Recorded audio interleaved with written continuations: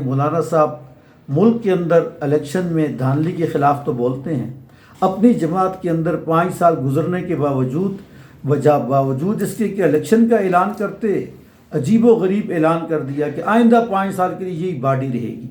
کارکنوں کی حق رائے دہی کے اوپر اس طرح ڈھاکہ مارنے والا شخص عوام کی حق رائے دہی کے لیے آواز بلند کرتا ہے تو یقیناً اس کے پیچھے بدنیتی کا عنصر نظر آتا ہے۔ اگر اپنے گھر کے اندر صفائی نہیں ہے، اپنے گھر کے اندر الیکشن سے ہی رائے فرار ہے، اور جب الیکشن ہوتا ہے تو ہمارے الیکشن کمشنر کتنے آزاد ہوتے ہیں، یہ گزشتہ الیکشن کے نتائج دیکھ لیں۔ ہمارے پاس تحریری ثبوت موجود ہیں کہ الیکشن کمشنر ہمارا کتنا بیچارہ قید تھا کہ جب اس سے کوئی خط لکھا جاتا تو وہ بھی جواب میں کہتا تھا کہ بھائی مرکزی امیر نے مجھے یہ کہا ہے لہٰذا ہم یہ فیصلہ کر رہے ہیں۔ جہاں الیکشن کمشنر ہی ایک امیدوار کے کہنے کے اوپر فیصلے کرتا ہے اور تحریراً بتاتا ہے کہ میں اس سے مشورہ کر کے فیصلے کر رہا ہوں، وہ کس منہ سے یہ بات کہتے ہیں کہ الیکشن کمشنر آزاد ہونا چاہیے اور عوام کے حق رائے دہی کے اوپر ڈاکہ نہیں ڈالنا چاہیے؟ اس لیے یہ انتہائی سنجیدگی کے ساتھ سوچنے کی بات ہے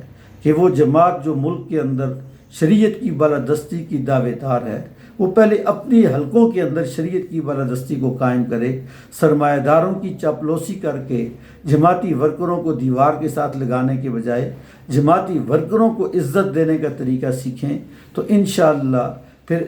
اصل انہی کے منہ کے ساتھ یہ تحریک جچتی بھی ہے۔ لیکن اس وقت چونکہ پی ٹی آئی نے کو یہ سہرا جاتا ہے کہ انہوں نے تمام تر مظالم سہ لیے،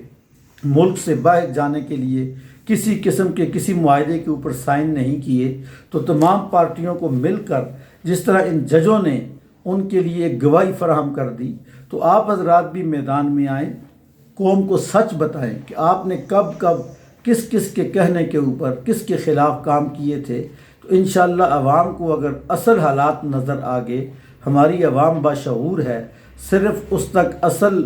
واقعات کا علم لانا یہ ضروری ہے۔ اگر ججز کی طرح سیاستدان بھی اور بیوروکریٹس بھی سچ بولنا شروع کر دے تو یہ کتنے لوگوں کو پھانسی لگائیں گے، کتنے لوگوں کی گردنیں ماپیں گے۔ بالآخر ان کو بتانا پڑے گا، اور ہمارے جتنے بھی ملکی محکمے ہیں، ادارے ہیں، ان کے اندر جو سیاسی دماغ کے لوگ بیٹھے ہوئے، خواہ وہ فوج میں ہیں خواہ عدلیہ میں ہیں، جب تک ان کو اصل فوج اور اصل عدلیہ سے الگ کر کے عبرت کا نشان نہیں بنایا جائے گا، ہمارے ملک کے مسائل حل نہیں ہوں گے۔ ہمارے اداروں کو ایسے لوگوں سے پاک ہونا چاہیے جو ادارہ جاتی سوچ کے علاوہ کسی اور ایجنڈے کو لے کر آگے بڑھتے ہوں۔ اس سے اداروں کا بھی نقصان ہوتا ہے، ملک کا بھی نقصان ہوتا ہے۔ اللہ تعالی ہمارے ملک کو بھی ہماری جماعت کو بھی اس طرح کی خیانت اور اس طرح کی چور بازاری سے محفوظ فرمائے، اور ہمیں اسے محفوظ کرنے کی محنت اور کوشش کے لیے آواز بلند کرنے کی توفیق نصیب فرمائے۔ جزاک اللہ۔